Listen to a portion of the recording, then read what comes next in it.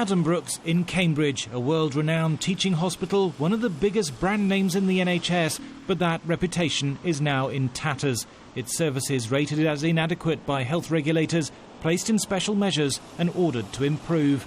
This is a trust that has lost its grip on some of the basics.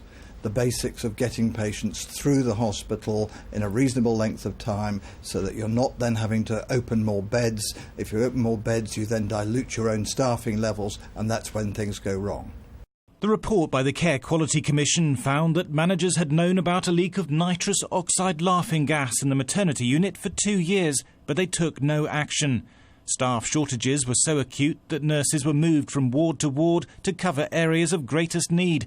Equipment in the maternity unit was found to be out of date, and the pressure on surgical services meant routine operations were often cancelled, with patients facing long waiting lists.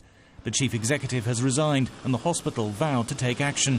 We do accept the shortcomings in the report, and I'd like to say sorry both to patients and to local people, and also reassure patients to say that we also have on other NHS metrics really good outcomes in cancer, low infection rates and low mortality rates.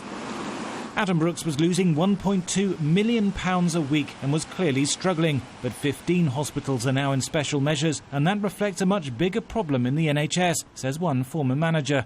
It's in a desperate state. The costs of agency nursing, the costs of running the whole system, the local health economies are what health managers call are overheating. They're effectively, in business terms, it means they're overtrading. They're doing more business than they're funded to do.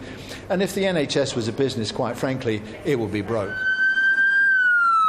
The government has promised to drip feed an extra £8 billion into the NHS over the next 5 years, but it may not come soon enough. With pressure on hospitals likely to build over the winter, it's unlikely that Addenbrooke's will be the last to crack. Thomas Moore, Sky News.